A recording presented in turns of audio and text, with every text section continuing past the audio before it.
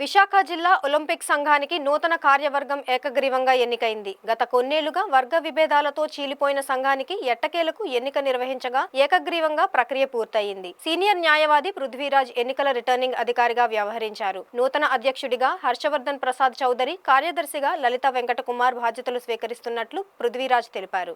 శివశంకర్ గారు కూడా అన్ని విధాలుగా సహకరించి దీనికి నేను కూడా మీలో ఒక భాగస్వామిని అవుతాననేటువంటి దానితో ముందుకు రావటం మనందరం హర్షించదగ్గ విషయం.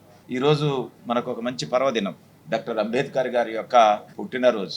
అనేకమైనటువంటి కార్యక్రమాల్లో మీరు ఉన్నారు. వాడవాడన వీధి వీధిగా చేరుస్తున్నాం. నేను కూడా 2-3 వార్డులు చూసి రావటం జరిగింది. ఈ సందర్భంగా ఒక కాన్స్టిట్యూషనల్ ఎమ్యూనిటీ, ఒక కాన్స్టిట్యూషనల్ హెడ్ వారి యొక్క దిశ దేశంలో ఈరోజు భారతదేశం ముందుకు వెళుతుంది. ఆ భారతదేశం ముందుకు ఈరోజు ఆ విధంగా మీటింగు కొంత మీకు ఇబ్బంది కలిగించాం, అన్యదా భావించాం. మీకు ఎంఎస్ఎంఈ కార్పొరేషన్ చైర్మన్ శివశంకర్ మాట్లాడుతూ, రాజకీయ నాయకుల జోక్యం కారణంగా గత 7 ఏళ్లుగా క్రీడలకు తీరని నష్టం జరిగిందని, ఇకపై ఆ దుస్థితి ఉండదని స్పష్టం చేశారు. ప్రభుత్వం ప్రవేశపెట్టిన P4 ప్రాజెక్టు వల్ల క్రీడలకు కూడా మంచి రోజులు వస్తాయని ఆశాభావం వ్యక్తం చేశారు. 12 సంవత్సరాల నుంచి రెజ్లింగ్ అసోసియేషన్ ఉత్తరాంధ్రలో రెజ్లింగ్ని మళ్ళీ జీవం పోసేటట్టు చేసినది చరిత్ర నాకు ఉంది. రెజ్లింగ్ అసోసియేషన్ ప్రెసిడెంట్గా ఉంటూ రుక్మాకర్ రావు నన్ను మీలాంటి వాళ్ళు రావాలండి స్పోర్ట్స్ సంఘంలో అని చెప్పి నేను రెజ్లింగ్ అసోసియేషన్ కూడా పనిచేయడం జరుగుతుంది.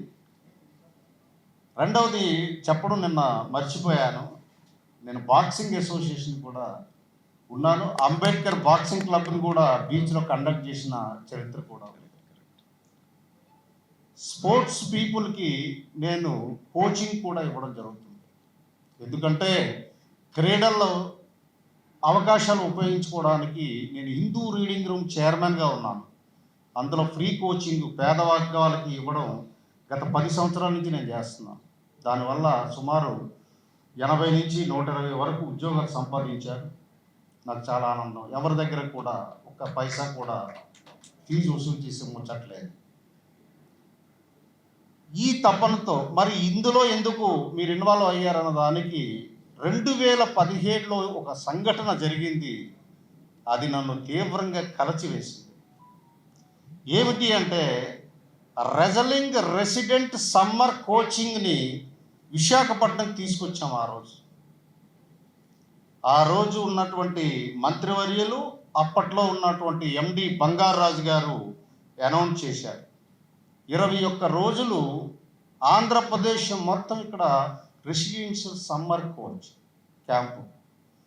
దానిని ఒక సైంధవుడ్ లాగా ఎవరైతే గత 7 సంవత్సరాల నుంచి ఈ క్రీడల్ని ఆంధ్రప్రదేశ్లో నాశనం చేసిన వ్యక్తి, నేను ఆయన పేరు చెప్పను, ప్రెస్ వాళ్ళకి అదేం అది అంత కష్టం కాదు ఆయన్ని ట్రేస్ చేయడంలో.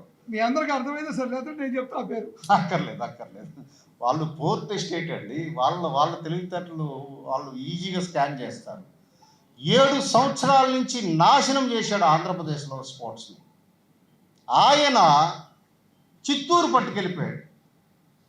ఇక్కడ డిఎస్డిఓకి మేనేజ్ చేసి, నేను ఒక బ్యూరోక్రాట్గా పనిచేశాను 28 సంవత్సరాలు. డిఎస్డిఓకి మేనేజ్ చేసి, పదం వాడుతున్నాను, అండర్లైన్ ప్లీజ్. ఇక్కడ ఆయన ఇచ్చిన రిమార్క్ ఏమిటి అని అంటే, ఆ డిఎస్డిఓ విశాఖపట్నంలో ఇది సమ్మర్ కోచింగ్ చేయడానికి సదుపాయాలు లేవంట. What a funny, what a joke. దీనికంటే చిత్తూరులో ఉన్నాయా? మనమే చిత్తూరుకి వ్యతిరేకం కాదు.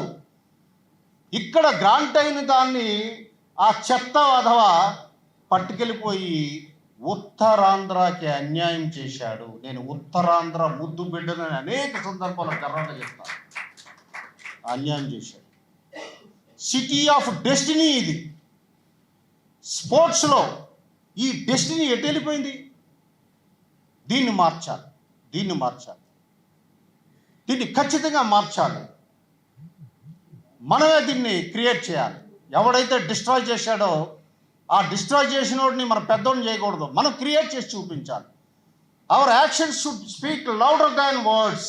మన యాక్షన్సే సమాధానం చెప్పాలనే ఉద్దేశంతో ఇందులో నేను కొద్దిగా హర్షవర్ధన్ గారు నిన్న కొద్దిగా మొగమాటంగా అన్నా నేను ఆయనకి చెప్పాను, గట్టిగా చెప్పాను, సార్ మన ముఖ్య ఉద్దేశము విశాఖపట్నం అన్నది లైట్ హౌస్ అండి, ఆంధ్రప్రదేశ్కి లైట్ హౌస్ లాంటిది. ఇది క్రీడలకు కానీ ఫైనాన్షియల్కి కానీ ఏ విషయంలోనైనా సరే ఆంధ్రప్రదేశ్కి ఇది లైట్ హౌస్ విశాఖపట్నం. ఇప్పుడే కేపీ రావు గారు అన్నారు మమ్మల్ని డామినేట్ చేయమని. ఆయన మనోవాంఛ ఫలసిద్ధిరస్తు. మీ మనసులో ఏదో అనుకుంటున్నారో అది మేము చేస్తాం. కాకపోతే మీరు ఆ రకంగా ఆశించడం గొప్పతనం. క్రీడా స్ఫూర్తి. ఈ క్రీడా సంఘాల్లోకి రాజకీయ నాయకులు చొచ్చిపోయి, ఇందాక కొమ్మాదిలో కోట్లని చెప్పారు ఆయన, 7.5 కోట్లు. సర్ప్రైజింగ్గా ఆ ల్యాండ్ని గ్రాప్ చేయడానికి కొంతమంది ప్రయత్నించారు నాయకులు. నాకు తెలుసు, చిట్టా ఉన్నారు.